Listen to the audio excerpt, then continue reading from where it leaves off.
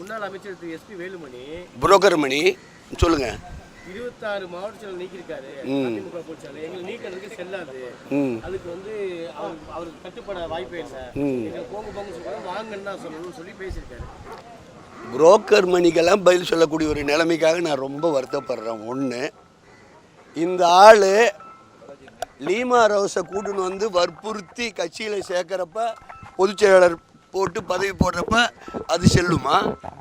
இல்லை இவனுங்களுக்கெல்லாம் எம்எல்ஏ பதவிக்கு சீட்டு கொடுத்தாரு பொதுச் செயலாளர், அப்போ அது செல்லும், அப்போ இனிச்சுது.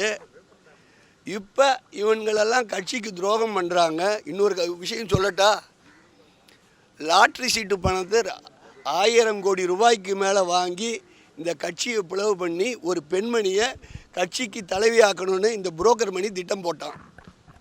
இதெல்லாம் வந்து அப்போ இவங்களுக்கு சீட்டு கொடுத்தது செல்லும், லீமா ரோஸை கொண்டு வந்து கட்சியில் சேர்த்தது செல்லும், அவங்களுக்கு பதவி இவன் சொல்லி போட்டது செல்லும்.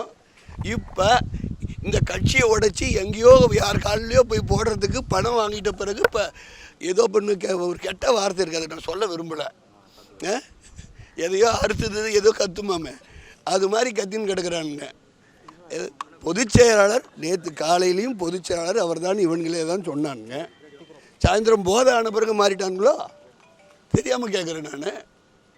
பொதுச் செயலாளர் அண்ணன் எடப்பாடியார் முதல்ல இவங்களுக்கு சீட்டு கொடுத்தது செல்லும், அதை ஏத்தோட இவன் கண்டவனுக்கெல்லாம் கூட்டு வந்து பதவி போட்டுன்னு மல்லு கட்டி பதவி வாங்கி கொடுத்தது செல்லும்.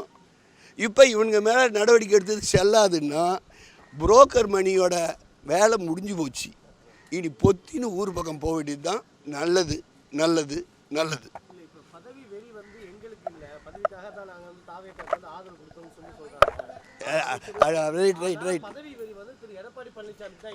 அவனுங்க ஸ்டேட்மெண்ட் கேளுங்க, அவனுங்க ஸ்டேட்மெண்ட்டிலேயே என்ன சொல்கிறாங்க, திருமாவளவன் முதலமைச்சர், நாங்கள் 33 பேரும் மந்திரி அப்படின்னு ஸ்டேட்மெண்ட் கொடுத்தானுங்க.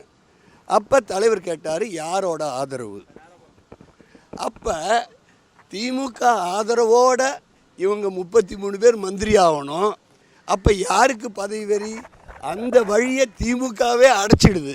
அவங்க எல்லாரையும் கூட்டணும் போய் தாவேக்காவுக்கு ஆதரவு கொடுத்த பிறகு இவங்களுக்கு ஒன்றுமே புரியல. கத்துறானுங்க, கதறானுங்க, விழுறானுங்க, புரள்றானுங்க. இப்போ இஷ்டத்துக்கும் பதவி வெறி பற்றி பேசுகிறானுங்க. வேலுமணியை பொறுத்த வரைக்கும் கல்யாண வீட்டில் மாப்பிள்ளையாக இருக்கணும், சாவு வீட்டில் பணமாக இருக்கணும். இதுதான் வேலுமணியோட பாலிசி. பிளே ஸ்டோர் மற்றும் ஆப் ஸ்டோரில் இருந்து பாலிமர் செயலியை QR கோடு மூலம் பதிவிறக்கம் செய்யுங்கள். செய்திகளை உடனுக்குடன் பெறுங்கள்.